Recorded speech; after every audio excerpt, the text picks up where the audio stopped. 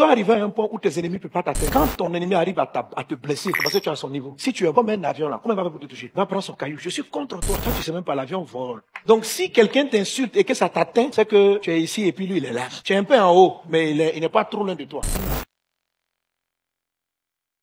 S'il y a des problèmes qui persistent dans ta vie, c'est parce qu'il y a un fruit que tu ne manifestes pas. Si tu es pauvre et que ta pauvreté est persistante, c'est qu'il y a quelque chose que tu ne manifestes pas. Il y a un fruit que tu aurais dû manifester que tu ne manifestes pas. Même la sagesse est un fruit de votre communion avec Dieu. Donc quelqu'un à qui il manque la sagesse pour résoudre un problème, en l'absence d'un fruit de la présence de Dieu dans sa vie. La parole de Dieu présente le fruit comme étant la conséquence d'un investissement de Dieu dans nos vies. Le but de Dieu dans nos vies. Les enfants font partie des fruits. Et beaucoup d'autres choses dont on parle ici font partie des fruits. Alors, d'où est-ce qu'on tire cette bénédiction? Pourquoi je dis que c'est maintenant qu'on commence? Parce que la vérité, c'est la première des bénédictions que Dieu a données à l'espèce humaine. Quand Dieu crée l'homme, la première des faveurs qu'il lui accorde, c'est celle-là. Genèse chapitre 1, verset 28. Dieu les bénit en disant: soyez féconds. Donc que cette fécondité-là puisse grandir, il va dire remplissez. Le mot rempli veut dire ici que ta fécondité puisse répondre à un besoin. Remplir, c'est combler un vide. Assujettissez. Et puis à la fin, il dit dominer. Donc quand on est fécond, on finit par dominer. Dominer, ça veut dire vaincre. C'est la fécondité qui vous donne de triompher. Dans le livre de 1 Jean chapitre 5, verset 4, la Bible dit ceci: tout ce qui est né de Dieu, ça veut dire que tout ce qui Dieu fait naître triomphe du monde. Dans le monde, il y a quoi? Il y a la galère. Si tu es dans la galère, c'est qu'il y a quelque chose qui n'est pas né de Dieu. C'est pourquoi la galère triomphe de toi. Si un péché te domine, c'est qu'il y a quelque chose qui n'est pas encore né. Parce que tout ce qui est né de Dieu triomphe du monde. Et le péché est dans le monde. L'impudicité est dans le monde. Le mensonge est dans le monde. La tricherie vient du monde. Mais tout ce qui est né de Dieu triomphe du monde. Il y a des choses qui doivent naître de toi, qui vont triompher de tout ce qui a pu triompher de toi jusqu'à ce jour. Mais quand Dieu a dit à l'homme d'être fécond, avant de lui dire cela, Dieu l'avait positionné dans un environnement favorable. Dieu l'avait mis dans le jardin d'Éden. Lorsque Adam et Ève ont péché, une forme de malédiction va frapper leurs entrailles. Il va dire: madame, c'est avec douleur que tu vas enfanter. Mais Dieu va en plus de cela les chasser du jardin d'Éden. L'homme et la femme ont perdu l'environnement. C'est la raison pour laquelle depuis lors, la première bénédiction maintenant ne consiste plus à donner du fruit, mais à retrouver son endroit de faveur. C'est pourquoi à partir de Deutéronome 28, les bénédictions commencent ainsi: tu seras béni dans la ville,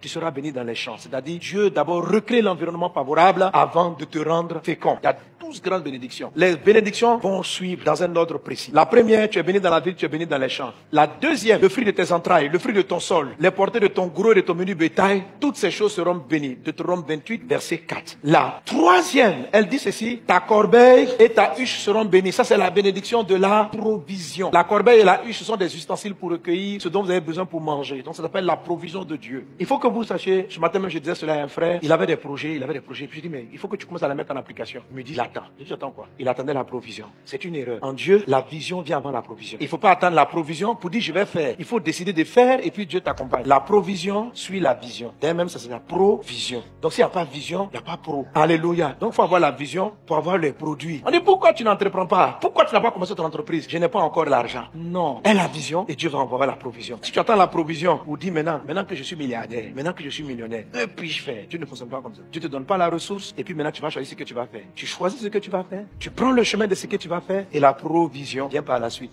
C'est la troisième bénédiction, ta corbeille, c'est que Dieu va t'approvisionner. Mais avant de t'approvisionner, il faut que tu partes quelque part. Et la vision est un fruit. La vision, vois où tu t'en vas là. C'est quelque chose que Dieu produit en toi. Sentir ce que tu vas toucher, c'est quelque chose que Dieu produit en toi par sa présence dans ta vie. Et c'est par rapport à ça qu'on va arriver à la quatrième bénédiction qui dit: tu seras béni à ton arrivée, tu seras béni à ton départ. Ça, c'est la bénédiction qui fait que tu ne tournes pas en rond. Tu commences et tu achèves ce que tu as commencé. Mais au moins, tu sais ce que tu vas commencer. Ok? Je peux avoir la vision, je peux avoir les projets, mais je n'arrive pas à achever ce que j'ai commencé. Je n'arrive pas à commencer ce que j'ai décidé d'entreprendre. Amen. C'est la raison pour laquelle la deuxième bénédiction, celle qui nous donne le fruit des entrailles, est très majeure, parce que c'est celle-là qui va déterminer la provision et c'est celle-là qui va déterminer ce qu'on va commencer et ce qu'on va achever. C'est celle-là qui va nous montrer qui sont nos vrais ennemis. Et tu vas arriver à la bénédiction numéro 5. Les ennemis viendront contre toi par un chemin et ils s'enfuiront par 7 chemins. Dans la vie, tant que tu n'as pas pris le vrai chemin de ta destinée, tu ne peux pas savoir. Il y a le type d'ennemis qu'on appelle les adversaires. Quand vous avez une vision, vos adversaires sont un tremplin. Vous ne les voyez pas comme étant un problème, vous les voyez comme étant un tremplin. Il faut savoir qu'un homme s'élève dans la vie en fonction de l'adversité, pas en fonction des encouragements. Les encouragements, ce sont vos amis. Vos amis vous aident à aller de l'avant. C'est comme s'ils te poussent dans le dos. Vas-y, vas-y, vas-y.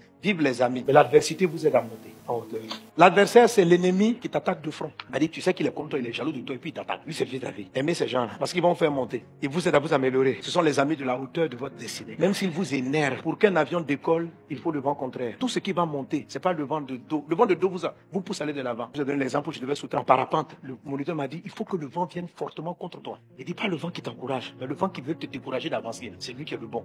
Parce que quand il vient, il pousse ton parachute. Donc le parachute te tire en arrière. Tu as l'impression qu'il te fait reculer. Et toi, tu continues d'avancer. Donc le parachute prend une autre direction et te fait monter. Donc ce qui t'affronte va te faire passer en hauteur. Quand les ennemis viennent contre toi, les adversaires, la bénédiction numéro 2 intervient parce qu'elle te donne la sagesse de les traiter. Elle t'explique comment agir pour que l'adversité devienne un tremplin. Ça devienne une marche vers un niveau plus haut. Tu dois arriver à un point où tes ennemis ne peuvent pas t'atteindre. Quand ton ennemi arrive à te blesser, c'est parce que tu es à son niveau. Si tu es comme un avion là, comment il va te toucher? Il va prendre son caillou. Je suis contre toi. Toi, tu sais même pas, l'avion vole. Donc si quelqu'un t'insulte et que ça t'atteint, c'est que tu es ici et puis lui, il est là. Tu es un peu en haut, mais il n'est pas trop loin de toi. Quand vous êtes grand, si vous passez dans la rue, puis un enfant de 3 ans vous insulte, ça vous fait mal parce que vous n'êtes pas au même niveau. Parce que tu considères qu'il ne sait pas ce qu'il fait. Tu dis, l'enfant là, qu'est-ce qu'il a? Tu dis à ses parents, élevez-le, mais tu peux pas garder une rancune pendant 4 ans. Un jour, je marchais, il y a un enfant de 3 ans et demi, il m'a injurié dans les quartiers. On va dire que c'est toi qui as un problème. Parce que toi, tu as 40 ans, lui, il a 3 ans. Vous n'êtes pas au même level. Donc, les injures qui te font mal, c'est parce que tu es au même niveau que la personne qui t'a injurié. Ou bien, c'est parce que tu as 1 ou 2 étages au-dessus. Ce n'est pas suffisant. Quand Dieu va te faire monter, il faut qu'il envoie des gens pour te révéler que ton niveau n'est pas le bon. Donc, quand ils vont t'insulter, ça va te faire mal. Tu vas te dire, c'est parce que tu es au même level. Donc, faut pas leur en vouloir. Faut dire, oh mon Dieu, qui m'a fait trop mal. Faut que je sois plus haut. Pour ne plus que m'atteindre. Que la bénédiction numéro 2 crée en toi la sagesse et l'intelligence pour que tu puisses aller au-dessus des adversités. Au nom de Jésus, je te vois monter au nom de Jésus. Amen.